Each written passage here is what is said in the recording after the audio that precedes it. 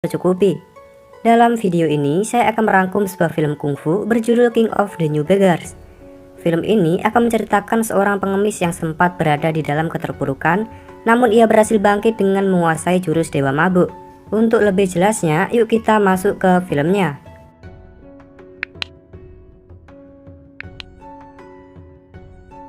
Film dimulai ketika seorang kepala geng pengemis bernama Suchan diserang oleh monster raksasa.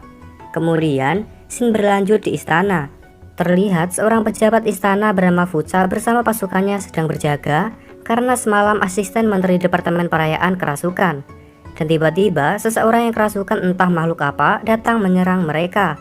Bersamaan dengan hal itu, kaisar yang sedang tidur di tempat tidurnya bermimpi. Di dalam mimpinya terlihat banyak pasukannya yang tumbang karena diserang oleh monster. Dan ketika ia terbangun, Fucha menemuinya untuk memberitahu bahwa banyak orang kerasukan mendadak serta di sebelah selatan kota muncul sebuah monster. Menindaki hal itu, kaisar memerintahkan Fucha untuk menyelidiki masalah ini. Keesokan harinya di sebuah pasar, terdapat seorang pria yang biasa disebut Tuan Muda bersama anak buahnya menindas bocil dan juga pengemis yang tak sengaja muntah di bajunya. Dengan santuinya, Suchan yang berada di sana menghentikan mereka, dan karena Suchan ikut campur, Tuan Muda menyuruh anak buahnya untuk menyerang Suchan. Dengan kehebatan kungfunya, Suchan dapat mengalahkan mereka sehingga mengharuskan mereka untuk pergi. Setelah itu ketika pulang, ia melihat beberapa pengemis yang mengintip di rumahnya. Suchan mengusirnya dan ia memasuki rumah. Ternyata di dalam rumah terdapat Fucha bersama istri Suchan yang bernama Rusuang. Karena kedatangan Suchan mengagetkan istrinya, istri Suchan menghukum Suchan dengan berlutut di kulit durian. Dan rupanya kedatangan Fucha di rumah Suchan untuk meminta bantuan Suchan menyelidiki kasus sesuai yang telah diperintahkan oleh kaisar. Kemudian mereka pun bergegas untuk berangkat. Di tempat lain terdapat seorang pria yang sembahyang memohon perlindungan kepada dewa, tiba-tiba didatangi oleh orang berwajah hantu. Si wajah hantu tersebut membacakan sebuah mantra Weswasewes sehingga pria itu terlelap dalam ilusi. Di dalam ilusinya, ia melihat orang-orang yang terikat di tiang dan terdapat 4 orang menunggangi kuda menarik kaki dan tangan pria tersebut sehingga kaki dan tangannya copot dari badannya. Sedangkan Suchan bersama Fucha kini mereka berada di tempat hiburan untuk menyelidiki gadis-gadis di sana. Ketika Suchan ingin menyelidiki beberapa gadis yang sering membuat masalah, tiba-tiba ia mendengar teriakan istrinya yang memanggil namanya. Sehingga ia keluar lewat jendela dan istrinya hanya menemukan Fucha di sana. Dengan santuinya, Suchan memasuki ruangan tersebut dan memojokkan Fucha serta sok terkejut melihat istrinya yang berada di sana. Keesokan harinya, Fucha meminta pertanggungjawaban Suchan karena namanya tercemar akibat semalam Suchan mengajaknya ke tempat hiburan. Tiba-tiba mereka melihat keributan yang ternyata terjadi pertarungan antara seorang pria yang kerasukan dengan pengawal istana. Suchan ingin pergi dari tempat itu, namun masyarakat yang berada di situ meminta Suchan untuk melawan pria yang kerasukan.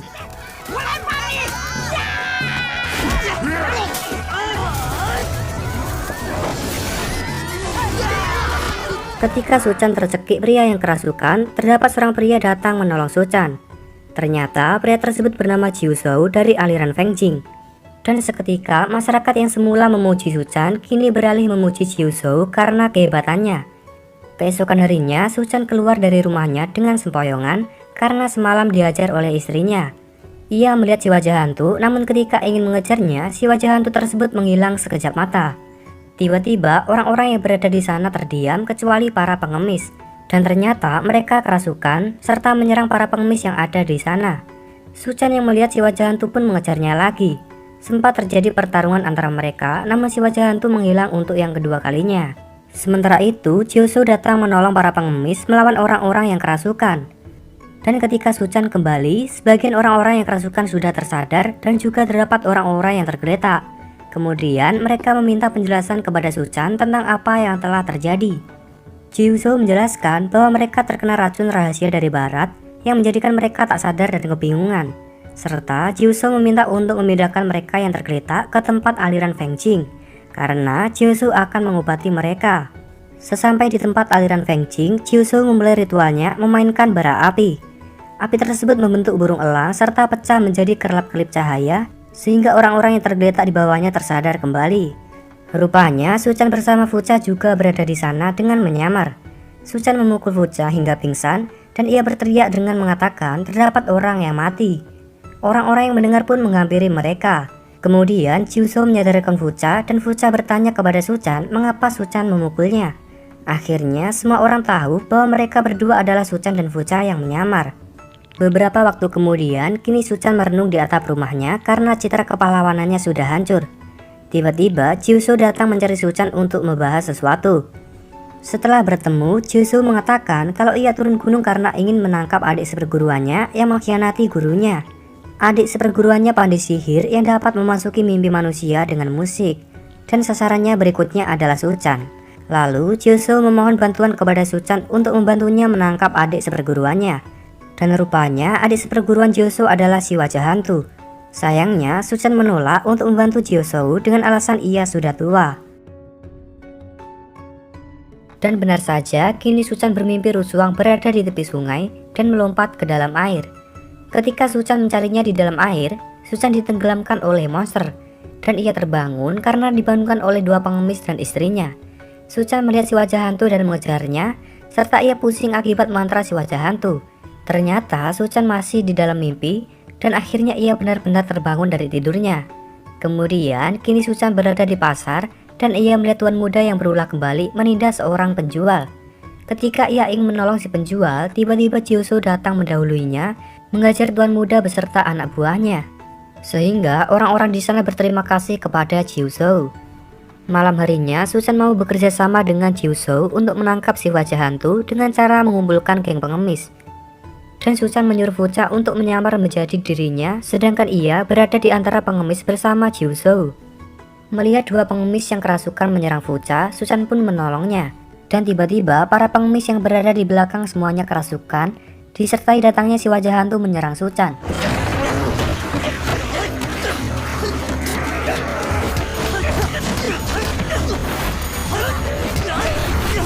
Sampai akhirnya si wajah hantu berhasil dibunuh oleh Jiuzhou. Setelah itu Fucha melapor kepada kaisar bahwa mereka berhasil memecahkan misteri ini. Dalang dibalik semua ini adalah adik seperguruan Jiuzhou, dan Jiuzhou telah berhasil membunuhnya. Atas jasa mereka, kaisar akan memberikan penghargaan kepada Jiuzhou dan juga Suchan. Kemudian kaisar meminta Jiuzhou untuk merawat dirinya supaya ia dapat mengurangi mimpi buruknya. Dan juga kaisar akan menjadikan Jiuzhou orang kepercayaannya. Sementara itu, kini para pengemis kesulitan untuk mendapatkan uang karena semua orang beralih memberikan uangnya kepada aliran Feng Jing. Malam harinya, ketika Suchan bersama istrinya sedang bertarung, tiba-tiba Fucha datang mengetuk pintu. Kemudian Fucha ingin membawa Suchan ke istana untuk bertemu kaisar. Di dalam perjalanan, Suchan curiga kepada Fucha karena tidak biasanya Fucha memanggilnya kepala gengsu. Dan ternyata itu adalah Jiuzhou yang menyamar menjadi Fucha. Sebenarnya Jiuzhou adalah pengkhianat marga Zhao yang ingin membalas dendam kepada Suchan. Karena 10 tahun yang lalu saat ujian bela diri, kakak seperguruan Jiuzhou diracuni oleh Suchan hingga mati. Dan juga saat ayahnya ingin merebut tahta, Suchan mengacaukannya. Yang berarti tentang adik seperguruan Jiuzhou adalah settingan yang dibuat oleh Jiuzhou, dan Jiuzhou sendirilah yang memainkan sihir itu. Setelah terjadi cekcok antara mereka, mereka pun bertarung.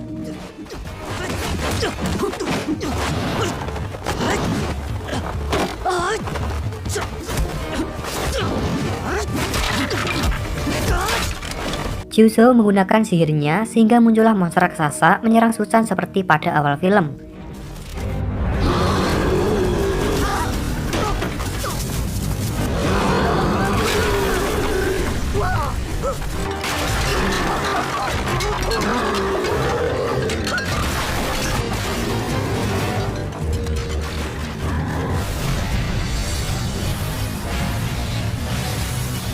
Suchan menggunakan jurus pukulan 18 tenaganya sehingga monster raksasa tersebut hancur. Namun tiba-tiba Jiuzhou menyerangnya dari belakang dan Suchan terjatuh, serta Jiuzhou mematahkan pergelangan kaki kanan Suchan.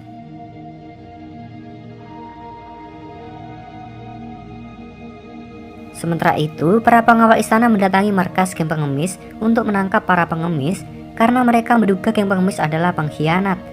Sehingga terjadilah pertarungan antara mereka. Ketika Suchan pulang, ia melihat para pengemis semuanya mati termasuk istrinya. Fucha yang mengetahui hal itu pun bergegas ke istana untuk menemui kaisar. Namun sampai di sana, ia dilarang masuk oleh penjaga istana sesuai yang telah diperintahkan oleh Jiuzhou. Sementara itu, ketika tuan muda bersama anak buahnya sedang berjalan-jalan, ia melihat pengemis yang terjatuh. Setelah mereka menghampirinya, mereka mengetahui kalau pengemis itu adalah Suchan. Kemudian mereka membawa Suchan ke tempat sepi dan menghajarnya.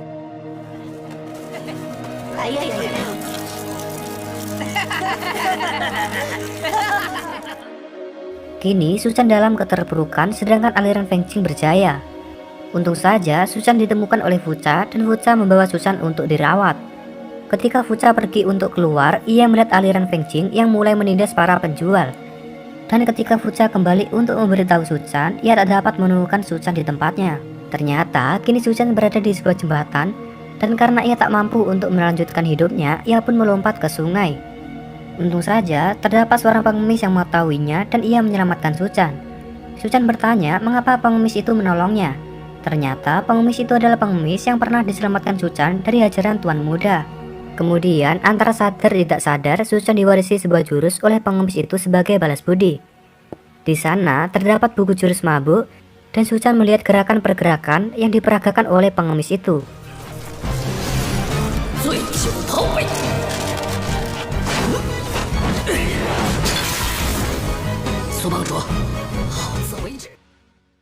Di tempat lain, aliran Feng Qing kembali menindas dan menetapkan aturan baru, setiap toko harus membayar 10 tael perak kepada aliran Feng Qing. Fucha yang mengetahui mencoba untuk menghentikan mereka. Ketika salah satu aliran Feng Qing ingin memukul bocil, Suchan datang dengan kungfunya menghajar aliran Feng Qing.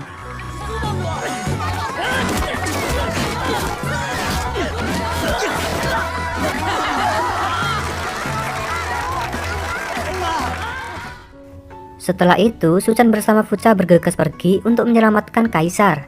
Sedangkan Kaisar kini ia berada di markas aliran Feng Qing, dan akhirnya Kaisar tahu bahwa Jiuzhou memanfaatkannya untuk menyingkirkan Suchan. Ketika Jiuzhou sedang berpidato, tiba-tiba Suchan datang di sana. Dan terjadilah pertarungan antara Suchan dengan Jiuzhou.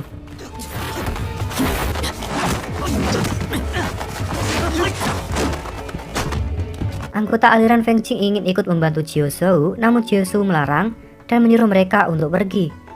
Kemudian Suchan mengeluarkan jurus mabuknya untuk bertarung dengan Jiuzhou.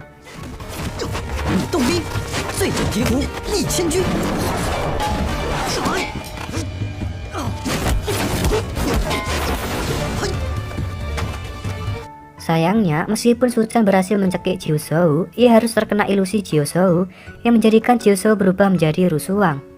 Oleh karena itu, dengan leluasa Jiuzhou dapat memukuli Suchan.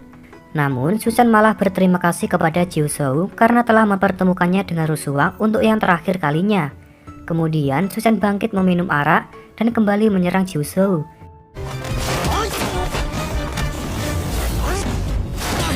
Dengan jurus mabuknya, Suchan berhasil menjatuhkan Jiuzhou di bara api.